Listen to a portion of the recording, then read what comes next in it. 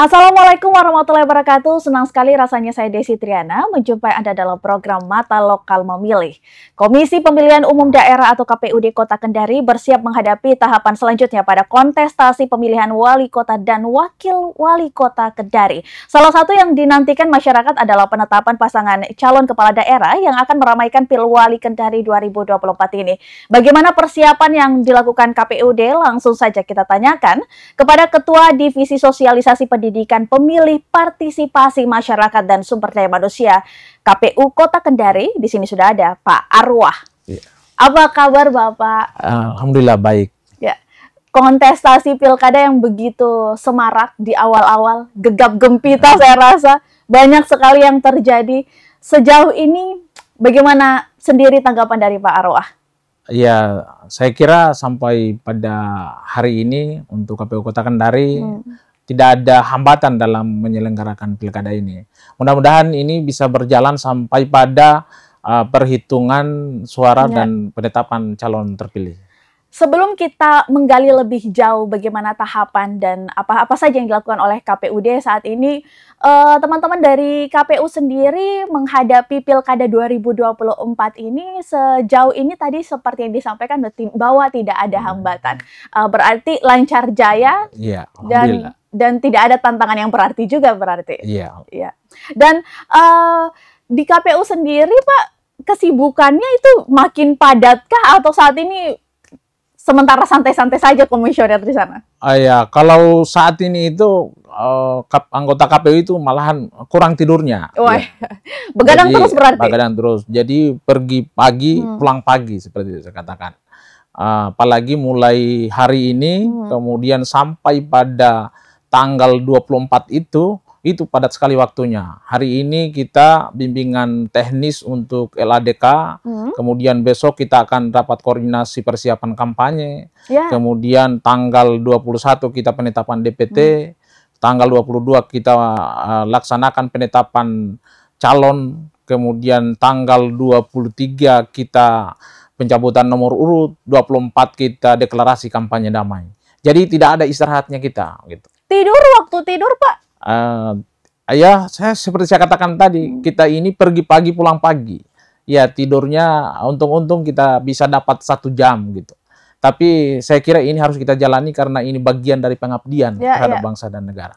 Karena pertanggungjawabannya juga pada saat pelantikan juga pastinya menantikan sosok pemimpin baru di Kota Kendari. Karena kita juga ikut berbangga kalau misalnya sudah kita melahirkan pemimpin baru.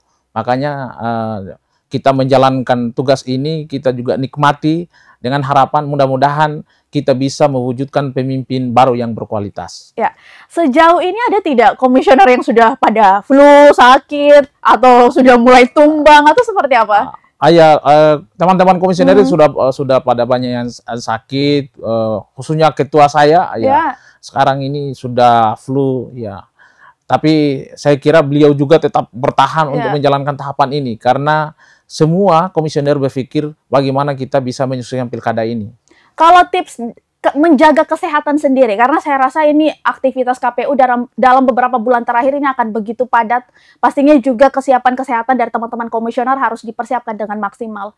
Pak Arwah, minum madu kah, minum vitamin kah, atau seperti apa? Iya, selain kita minum vitamin, di kantor itu kami juga ada kursi sofa, jadi kalau ada waktu sedikit kita apalagi kita tidur biar 1 jam atau setengah jam seperti itu. Ini yang jarang diketahui oleh masyarakat ya, karena di antara banyaknya tugas pelaksana pemilihan, komisioner KPU itu saya rasa yang paling bebannya berat gitu. Beban mental, beban tenaga dan itu tadi, mentaktisi hal-hal, bagaimana memitigasi diri sendiri untuk tetap survive, tetap sehat dalam menghadapi kontestasi Pilkada 2024. Iya, memang kita ini kalau kita tidak bisa menjaga diri, apalagi di dalam berperilaku, bertindak, masyarakat kan melihat, KPU dia memihak sama ini, KPU tidak netral dan lain sebagainya. Makanya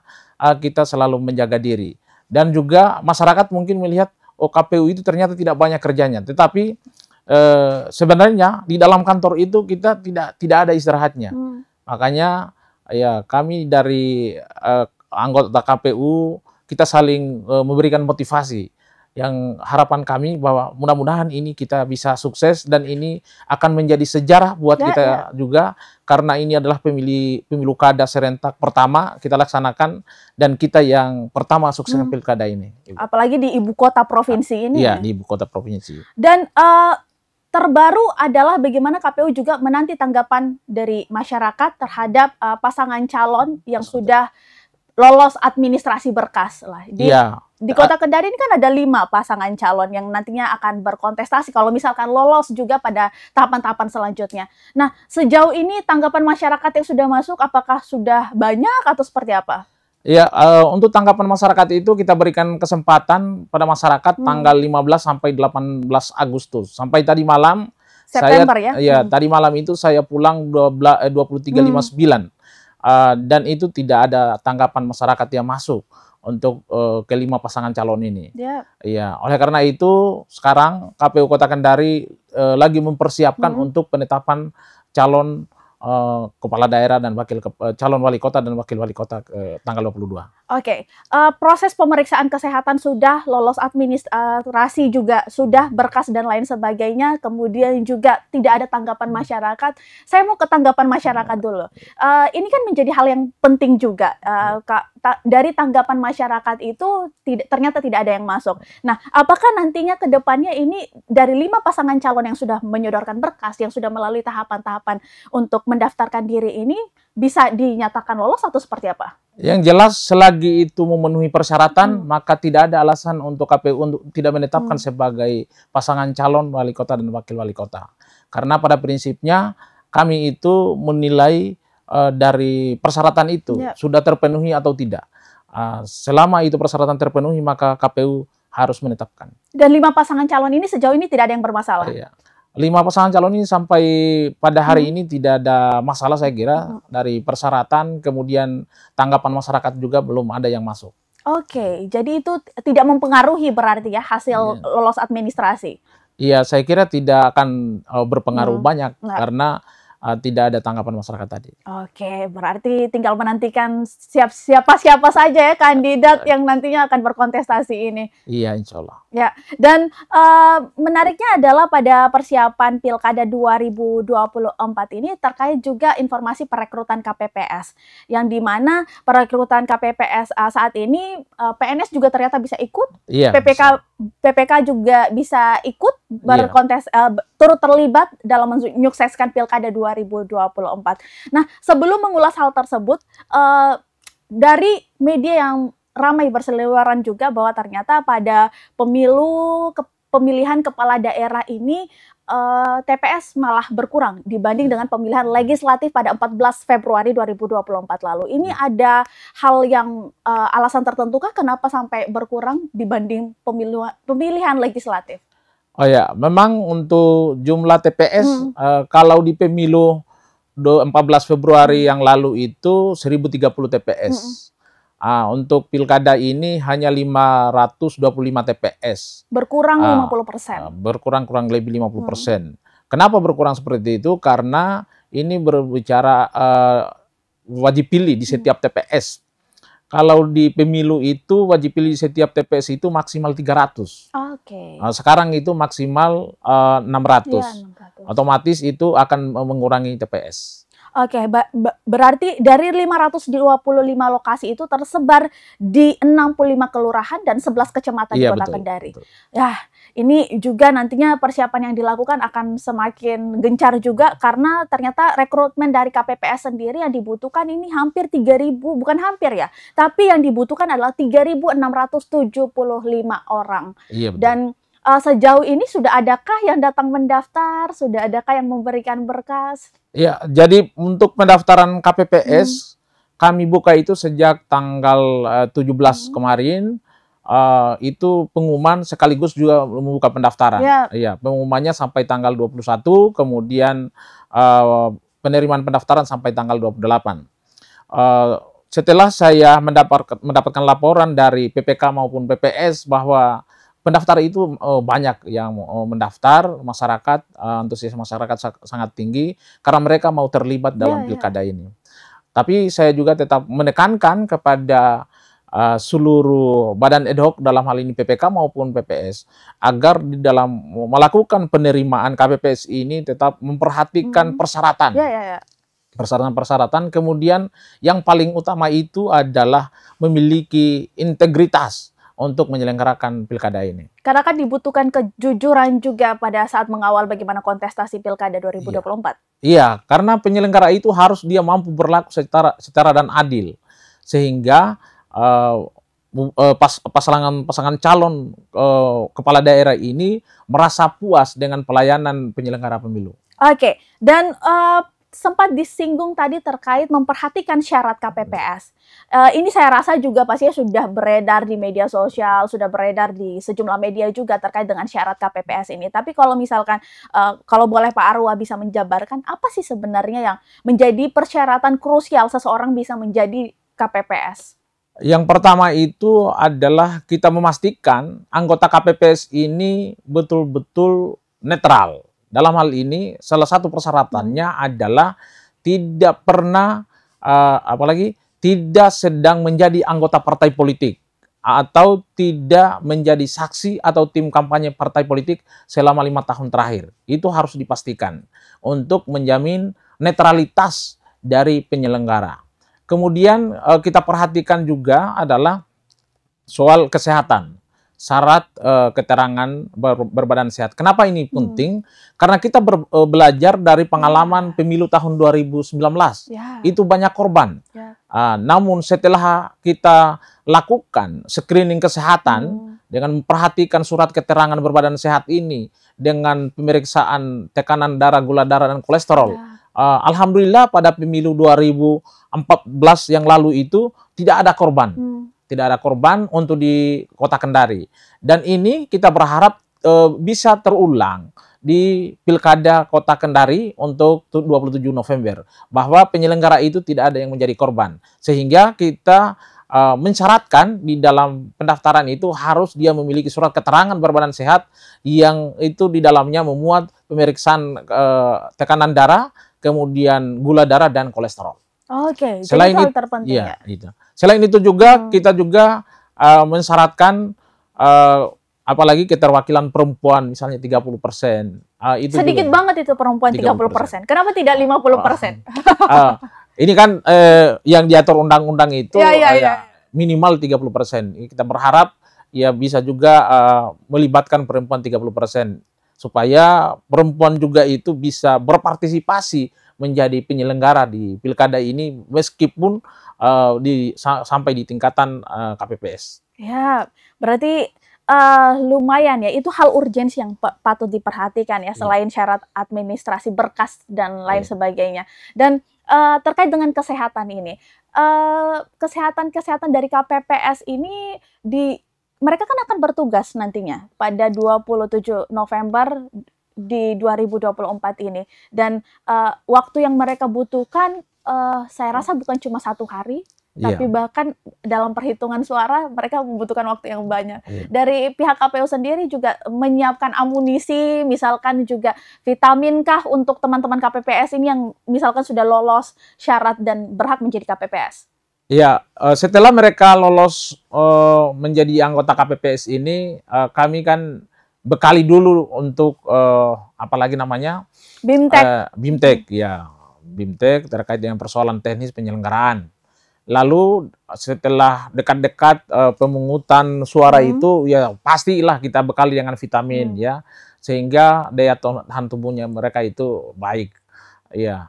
Kemudian kami juga sarankan untuk menjaga apalagi pola tidur ya. Jadi supaya banyak-banyak istirahat sebelum pelaksanaan pemungutan dan perhitungan suara itu, mereka jangan terlalu banyak begadang. Karena dipastikan pada saat pemungutan dan perhitungan suara itu mereka akan bekerja full 1 hari.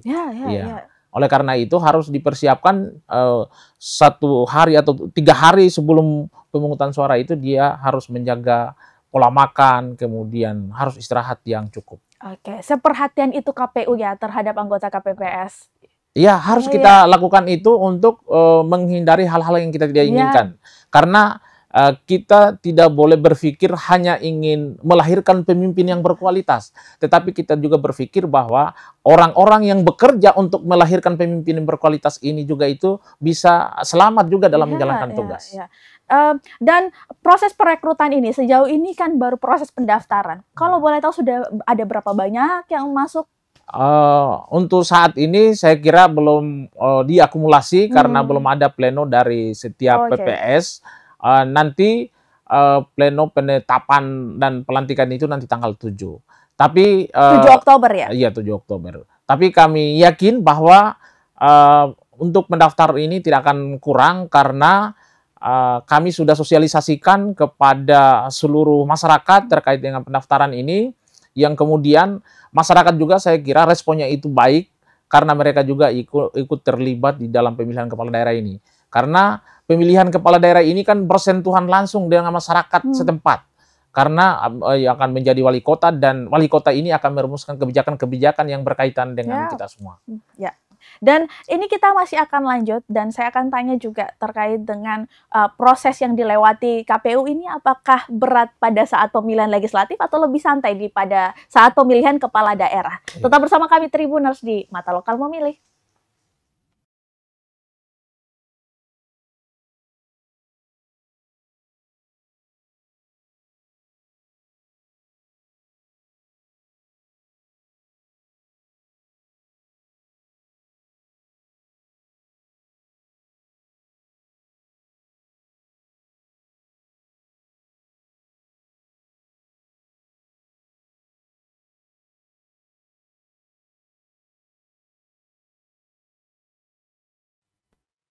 Terima kasih Tribuners karena masih tetap bersama kami di Mata Lokal Memilih dan juga masih standby di sini. Narasumber saya ada Ketua Divisi Sosialisasi Pendidikan Pemilih, Partisipasi Masyarakat dan Sumber Daya Manusia, Pak Arwah, yang bertugas di KPU Kota Kendari. Masih semangat, Pak?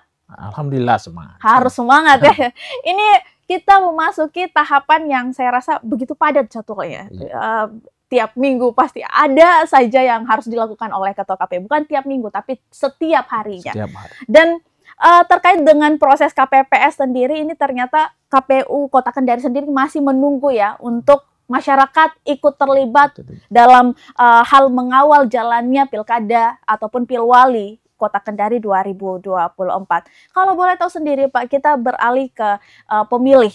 Karena ini saya rasa sekalipun KPU sudah semaksimal mungkin dalam pelaksanaan Pilkada 2024, kalau keterlibatan pemilih saja acuh tak acuh dan tidak mau turut menyukseskan Pilkada 2024, ini kan ada satu ketimpangan juga yang saya rasa harus diperhatikan. Jadi peran pemilih begitu sangat penting. Nah, kalau boleh tahu, di DPT ya, untuk Kota Kendari sendiri itu sudah berapa banyak?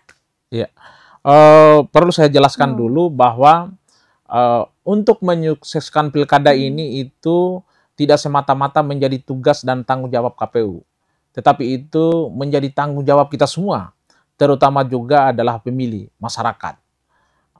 Oleh karena itu, kami mengharapkan partisipasi aktif masyarakat untuk kita sama-sama menyukseskan pemilihan kepala daerah ini. Terkait dengan jumlah pemilih, kalau pemilu kemarin itu kita tetapkan DPT untuk pemilu 14 Februari 2024 itu kan 238.205 wajib pilih. Untuk saat ini kita belum menetapkan DPT. Ya, untuk penetapan DPT-nya itu tanggal 21. Insya Allah kita akan laksanakan. Tetapi untuk DPS kemarin itu kurang lebih 238.606. Berarti ada pertambahan? Iya, ada bertambah jumlah DPT. Saya kira itu wajar karena ya setiap tahun ini kan ada yang sudah cukup umur, yang sebelumnya cukup umur kan begitu. Iya, tentu kita berharap semua yang terlibat, yang tercatat di dalam DPT ini mereka bisa memberikan hak suaranya pada saat pemilihan kepala daerah. Jangan sudah masuk di dalam DPT justru mereka tidak memberikan hak suaranya. Karena ini adalah momentum untuk memilih pemimpin kita. Karena pemilihan kepala daerah ini adalah merupakan salah satu perwujudan kedaulatan rakyat. disinilah kita memberikan kewenangan kepada seseorang yang akan memimpin kita selama 5 tahun ke depan.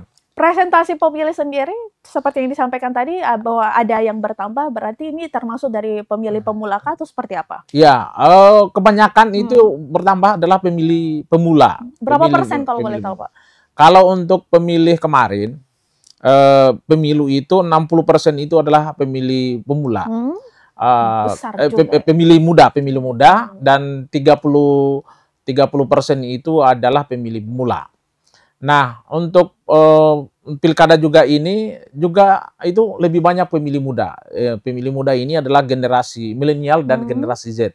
Itu didominasi itu. Oleh karena itu kami selalu sosialisasi pada kelompok generasi ini untuk berpartisipasi di dalam pemilihan kepala daerah. Karena mereka ini kalau tidak ada sosialisasi mereka cenderung abai terhadap pemilihan.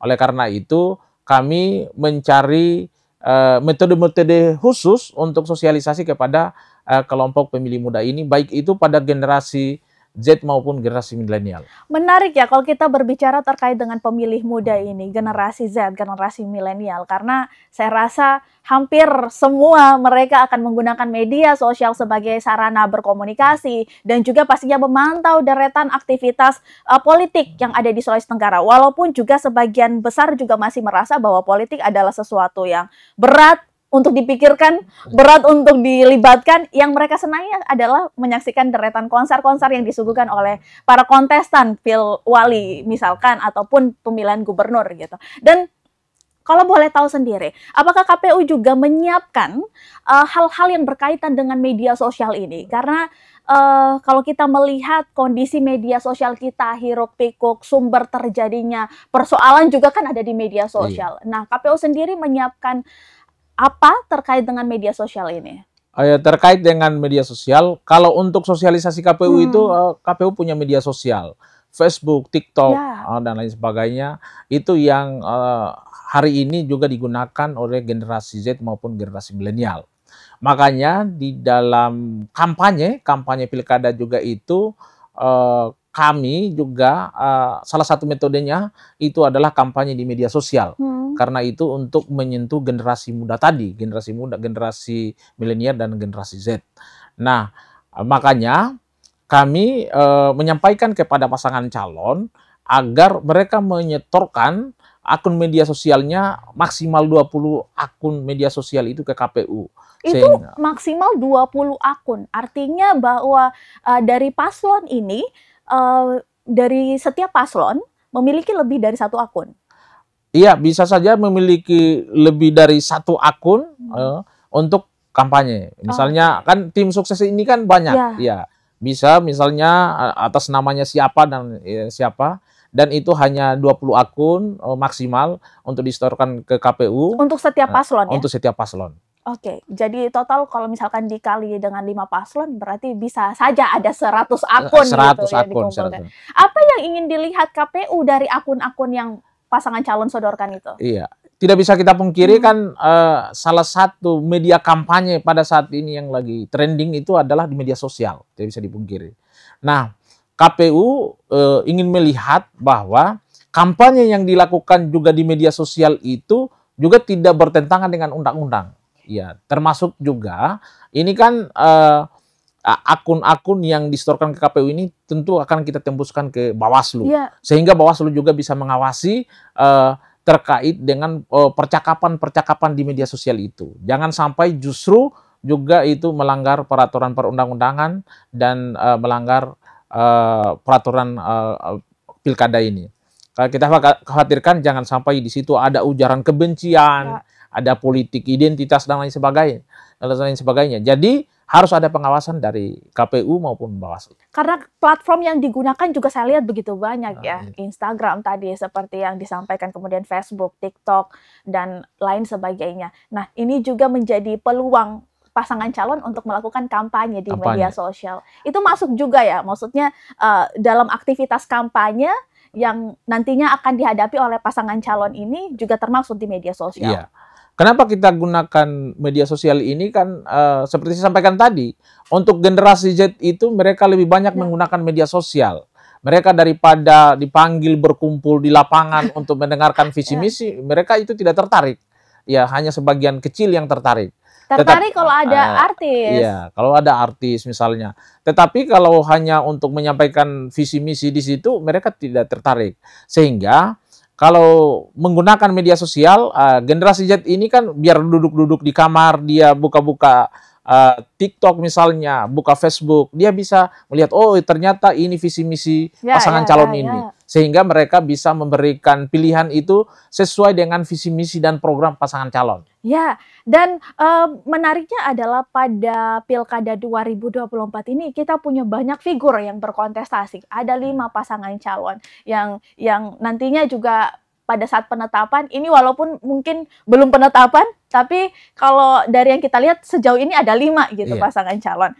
Dari KPU sendiri untuk proses kampanye yang akan dilakukan ini, apakah sudah ada regulasi yang diatur atau seperti apa?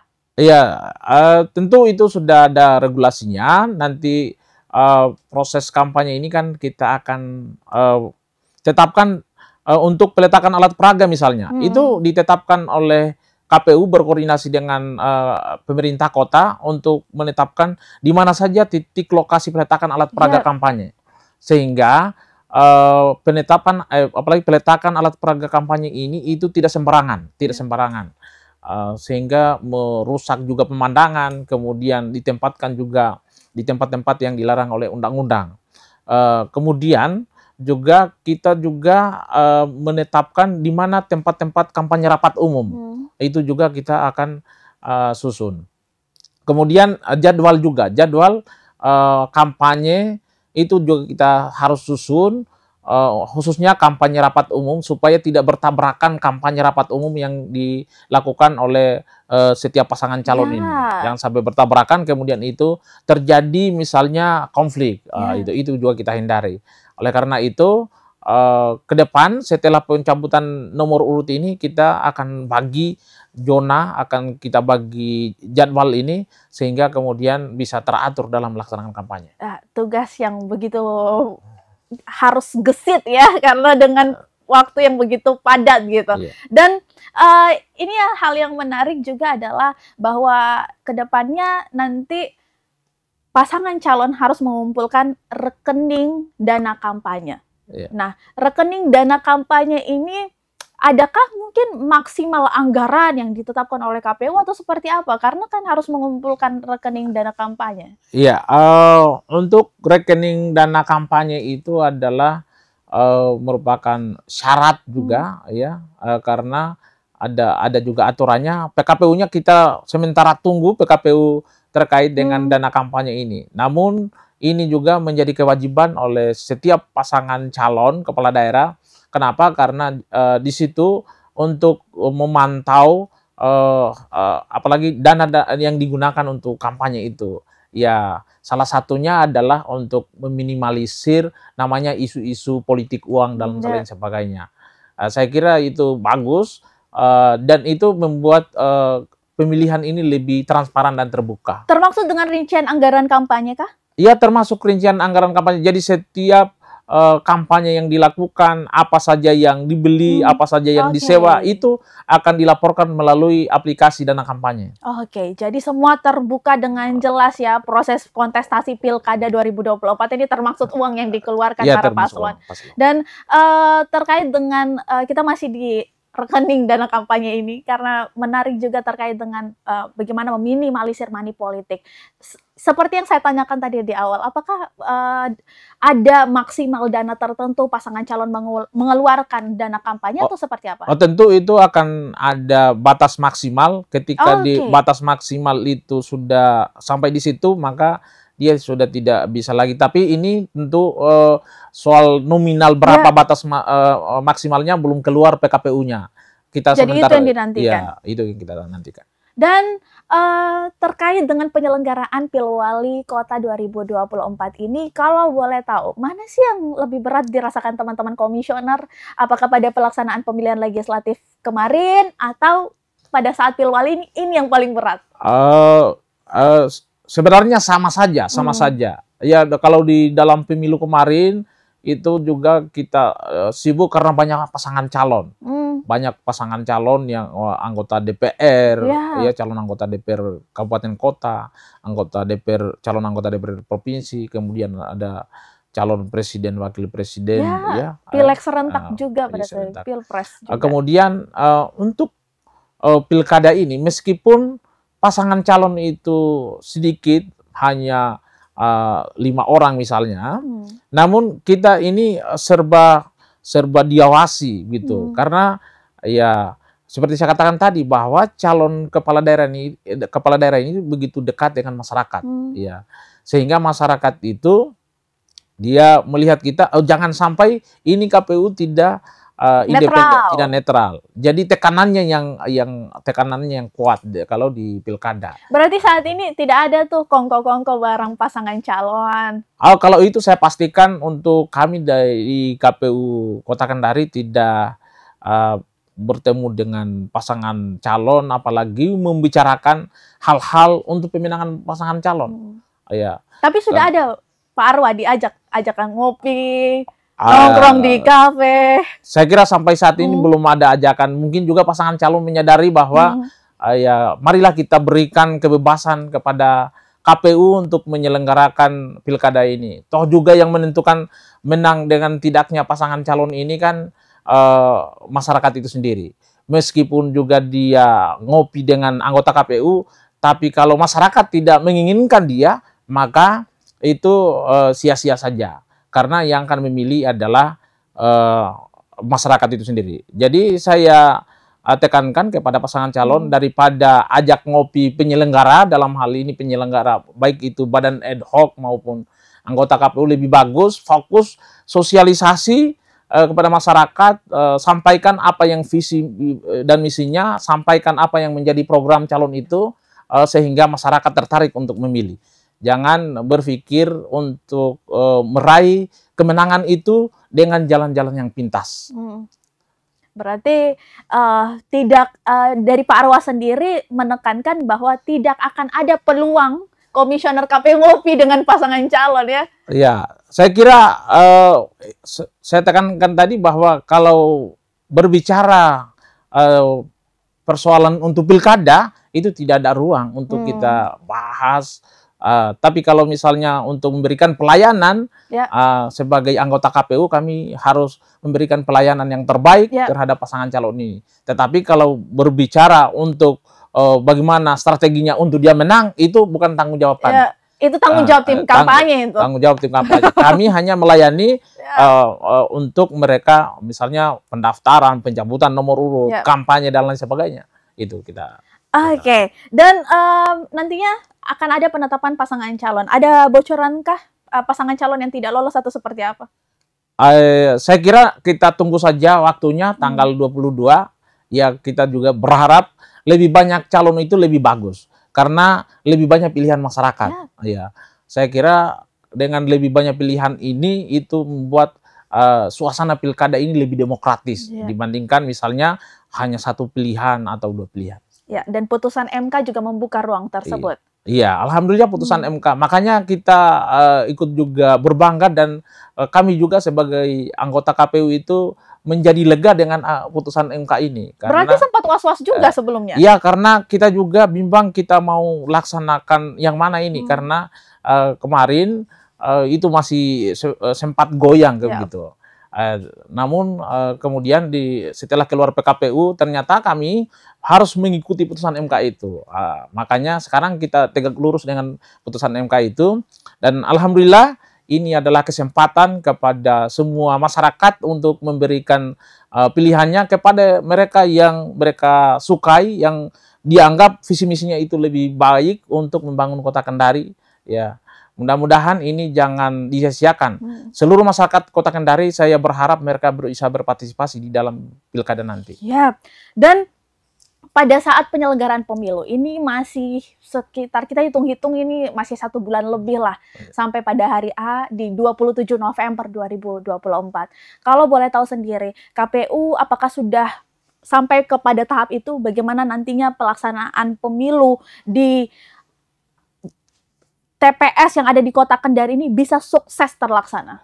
Ya, kami pastinya mempersiapkan itu. Karena bagaimanapun tanggung jawab kami harus menyukseskan pemilihan kepala daerah ini. Karena kalau kami gagal mempersiapkan itu dengan matang, jangan sampai justru itu menimbulkan riak-riak di lapangan. Oleh karena itu, mulai dari sekarang kita pikirkan, setelah perekrutan KPPS ini kita akan BIMTEK. Kenapa kita BIMTEK? Supaya mereka memahami betul teknis penyelenggaraan ini. Sehingga bisa meminimalisir kekeliruan-kekeliruan yang ada di TPS. Dengan demikian, maka kita berharap tidak ada lagi misalnya apalagi yang dilaporkan di Mahkamah Konstitusi. Kita berharap bahwa yang terpilih ini bukan putusan Mahkamah Konstitusi. Betul-betul itu merupakan hasil dari keputusan masyarakat Kota Kendari. Termasuk dengan pemungutan suara ulang? Termasuk pemungutan suara ulang. Kami berharap kita di Kota Kendari ini tidak ada pemungutan suara ulang. Betul-betul, seperti saya katakan tadi, bahwa itu pemilihan dilakukan satu kali pada tanggal 27 November itu, kemudian putusnya juga di TPS itu. Ya, masyarakatlah yang memberikan keputusan, bukan Mahkamah Konstitusi. Dan terakhir, karena banyak sekali harapan yang disampaikan tadi, bagaimana menyukseskan sendiri terkait dengan Pilkada 2024 di Kota Kendari ini. Saya ingin tahu seberapa penting sih keterlibatan pemilih untuk bisa hadir di TPS nanti, memilih pasangan calon yang sesuai dengan visi misi untuk memajukan Kota Kendari. Ya, saya kira itu penting sekali. Penting sekali. Yang pertama, penting dia untuk hadir di TPS. Kenapa? Karena seperti saya katakan tadi, bahwa ini kan partisipasi ini adalah berangkat dari konsep kedaulatan, bahwa rakyatlah yang berkuasa. Nah, sekarang ini adalah momentumnya bagi rakyat untuk menunjukkan bahwa dia benar-benar berkuasa. Disinilah dia memberikan kewenangan kepada siapa yang akan memerintahnya. Yang kedua, bahwa di dalam partisipasi juga ini, masyarakatlah yang menentukan apakah pilkada ini akan berjalan damai, kondusif atau tidak. Oleh karena itu, kami berharap kepada seluruh masyarakat supaya tetap menjaga stabilitas, tetap menjaga kondusivitas dalam penyelenggaraan pilkada ini. Harapannya untuk mewujudkan pilkada yang damai, kondusif, dan berkualitas. Ya, damai, kondusif, dan berkualitas. Tugas KPU ini berat, perjalanan masih begitu panjang, waktu tidur akan terus berkurang. Mudah-mudahan Komisioner KPU juga tetap semangat teman-teman di sana untuk bisa melaksanakan Pilwali Kendari 2024 yang damai, kondusif, dan berkualitas. Sekali lagi terima kasih banyak Pak Arwah. Terima kasih atas kesempatan ngobrolnya bersama Mata Lokal Memilih. Banyak sekali informasi yang telah disampaikan tadi, mulai dari perekrutan KPPS, kemudian juga nantinya penetapan pasangan calon yang begitu dinantikan oleh para masyarakat Kota Kendari, karena sekali lagi gegap gempita Pilwali Kota Kendari ini disambut begitu riang oleh masyarakat, menantikan siapa sosok yang akan nantinya menjadi pemimpin di Kota Kendari. Dan sebelum menutup obrolan kita, saya ingin mengajak Pak Arwah untuk sama-sama mengucapkan tagline dari Tribun News Ultra. KPU ada tagline-nya tidak? Untuk Kota Kendari tidak ada, hanya ya KPU melayani. KPU siap melayani ya. Oke, kalau di Tribun News Ultra ada tagline-nya. Mata lokal menjangkau Indonesia. Seperti baju yang saya kenakan saat ini. Oke, ketika saya bilang Tribun, kita sama-sama mengucapkan mata lokal menjangkau Indonesia. Mau latihan dulu atau langsung, Pak? Langsung saja. Langsung saja. Sekali lagi terima kasih banyak Tribuners. Terus saksikan deretan program yang kami sajikan di YouTube tribunnewsultra.com. Dan pastinya kami akan kembali dengan berbagai narasumber menarik lainnya. Saya Desi Triana, pamit undur diri. Bersama dengan narasumber saya di sini ada siapa? Apa Arwah. Sampai jumpa di Mata Lokal Memilih berikutnya. Tribun Mata Lokal menjangkau Indonesia. Assalamualaikum warahmatullahi wabarakatuh. Download Tribun X sekarang. Menghadirkan